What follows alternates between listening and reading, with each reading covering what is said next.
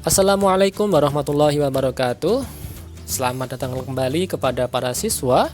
Pada kesempatan kali ini kita akan melanjutkan pembahasan materi bab 2 dari kelas 11 mengenai sistem hukum dan peradilan di Indonesia. Kemarin sudah kita bahas sampai poin 4, yaitu perangkat lembaga peradilan. Nah, pada kesempatan kali ini kita akan membahas mengenai tingkatan lembaga peradilan dan peran lembaga peradilan. Mari kita masuk ke materi tingkatan lembaga peradilan. Sebagaimana telah kalian pelajari sebelumnya bahwa lembaga peradilan dimiliki oleh setiap wilayah yang ada di Indonesia.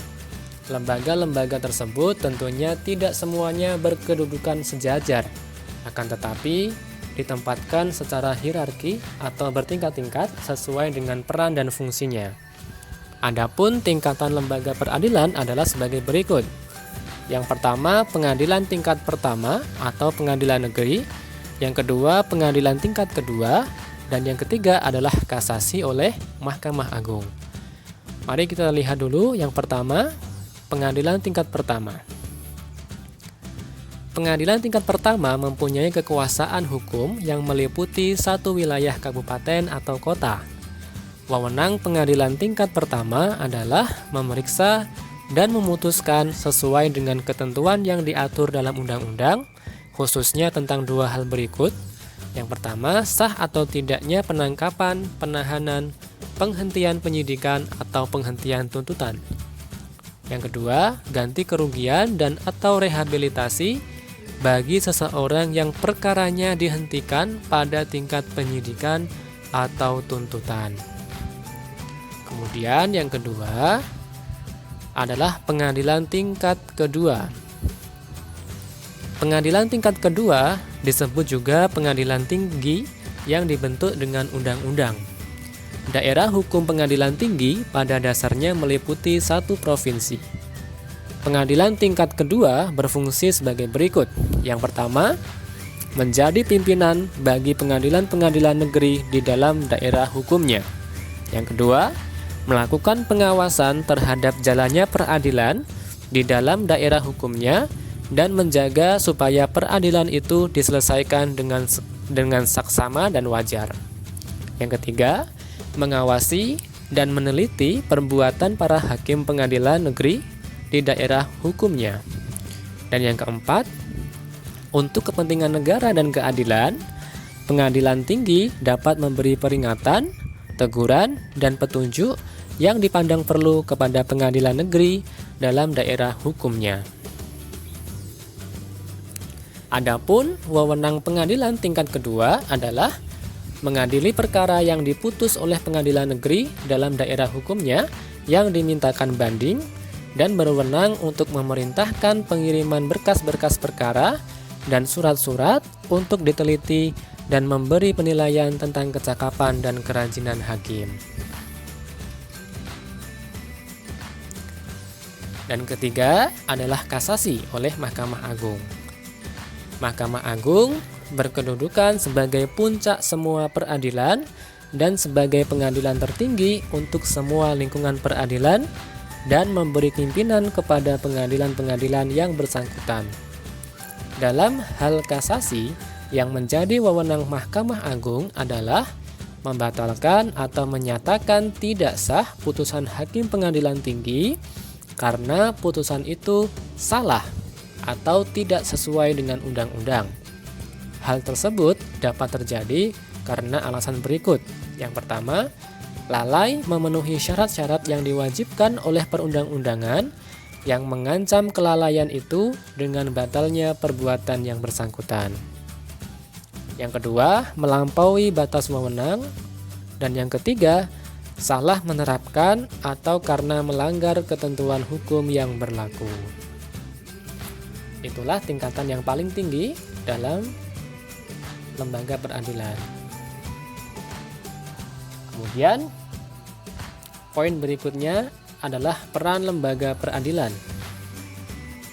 Bagian ini akan memberikan gambaran kepada kalian mengenai peranan lembaga peradilan dalam menjalankan kekuasaannya.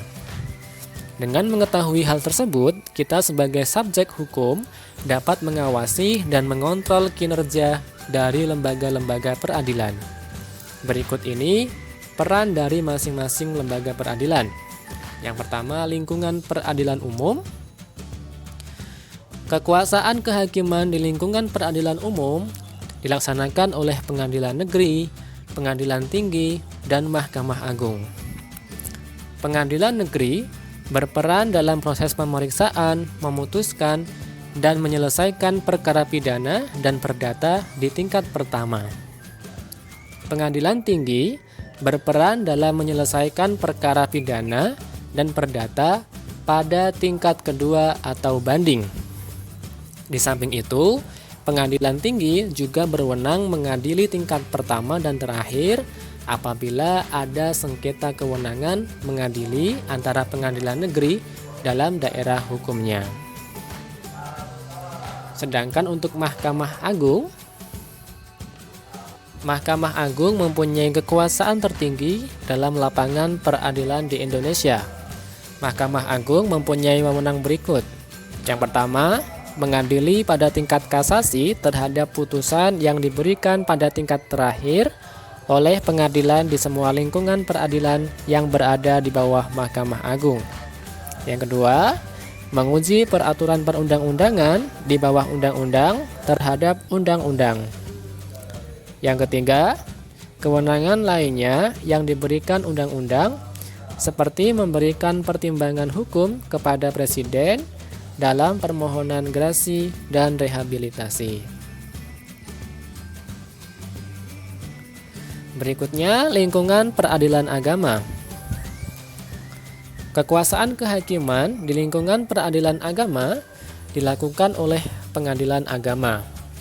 Berdasarkan pasal 49 Undang-Undang Nomor 3 Tahun 2006, pengadilan agama bertugas dan berwenang memeriksa, memutus, dan menyelesaikan perkara di tingkat pertama antara orang-orang yang beragama Islam di bidang perkawinan, waris, wasiat, hibah, wakaf, zakat, infak, sedekah, dan ekonomi syariah. Selanjutnya, lingkungan peradilan tata usaha negara. Peradilan tata usaha negara berperan dalam proses penyelesaian sengketa tata usaha negara. Sengketa tata usaha negara adalah sengketa yang timbul dalam bidang tata usaha negara antara orang atau badan hukum perdata dengan badan atau pejabat tata usaha negara, baik di pusat maupun di daerah, sebagai akibat dari dikeluarkannya keputusan tata usaha negara, termasuk sengketa kepegawaian berdasarkan peraturan perundang-undangan yang berlaku.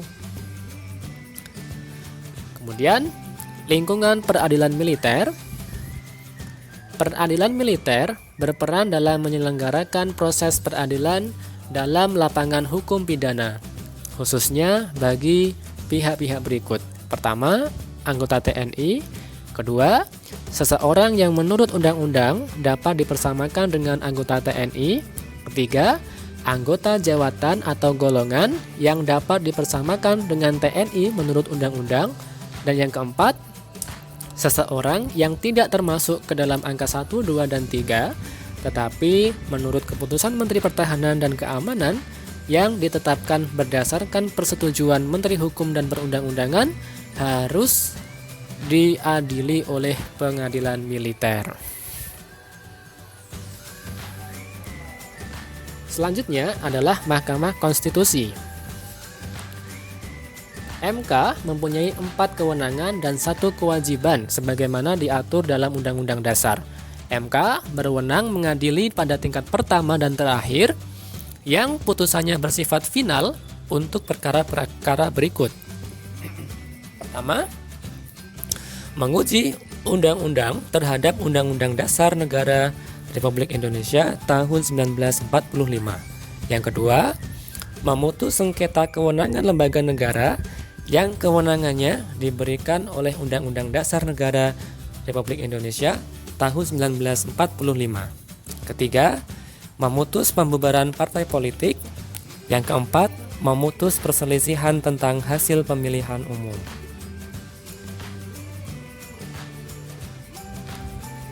MK wajib memberikan putusan atas pendapat DPR bahwa presiden atau wakil presiden diduga telah melakukan pelanggaran hukum berupa pengkhianatan terhadap negara, korupsi, penyuapan, dan tindak pidana berat lainnya.